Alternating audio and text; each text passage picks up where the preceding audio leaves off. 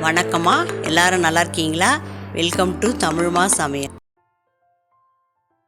இன்னைக்கு நாம சீரக ரைஸ் எப்படி பண்ணுறதுன்னு பார்க்கலாம். அதுக்கு தேவையான பொருளுங்க: ஒரு வெங்காயம் கட் பண்ணி வச்சுருக்கேன், 2 பச்சை மிளகாய் கட் பண்ணி வச்சுருக்கேன், ஒரு 5 பூண்டு பல் வச்சுருக்கேன், ஒரு சின்ன துண்டு இஞ்சி, ஒரு 5 முந்திரியை கட் பண்ணி வச்சுருக்கேன். உங்களுக்கு தேவையான முந்திரி போட்டுக்கலாம், இல்லைன்னா வேணாம்.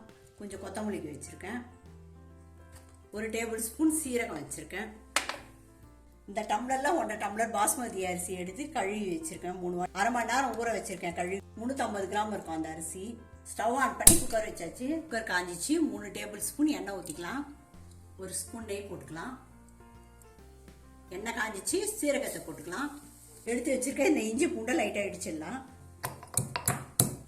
சீரகம் செவந்துடுச்சு, வெங்காயத்தை போட்டுடலாம். இதிலேயே கட் பண்ணி வச்சுருக்கேன் 2 பச்சை மிளகாயும் போட்டுடலாம்.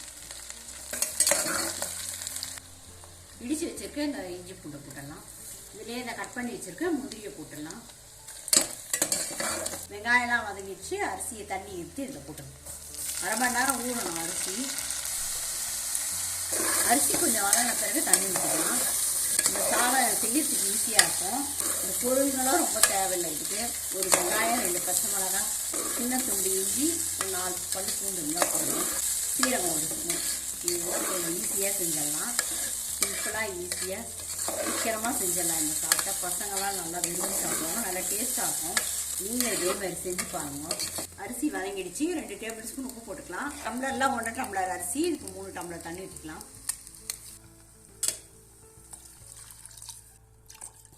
கொஞ்சம் கொத்தமல்லி போட்டுக்கலாம்.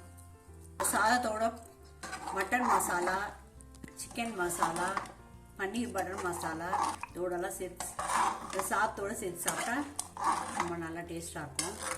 இந்த சாதத்துக்கு நான் குக்கர் மூடி போட்டு வேக வைக்க போகிறதில்ல, தட்டு போட்டு மூடி வேக வைக்கிறேன். நீங்கள் வேணால் குக்கர் மூடி கூட போட்டு வேக வச்சுக்கோங்க. இப்படி ஒரு 1/4 மணி நேரம் வேக வச்சேன்னா நடுவில் ஒரு 2 வாட்டி கலரி விட்டால் மட்டும் போதும். தீயை கொஞ்சம் கம்மி பண்ணிவிட்டு சாதம் வெந்துச்சான்னு பார்க்கலாம். 1/4 மணி நேரம் ஆயிடுச்சு. சாதம் வெந்துச்சு. இப்போ கொத்தமல்லி தழை தூவி ஸ்டவ் ஆஃப் பண்ணிடலாம். சுவையான சீரக ரைஸ் ரெடி. இந்த வீடியோ பிடிச்சிருந்தா நம்ம சேனலுக்கு சப்ஸ்கிரைப் பண்ணி சப்போர்ட் பண்ணுங்கம்மா. நன்றி, வணக்கம்.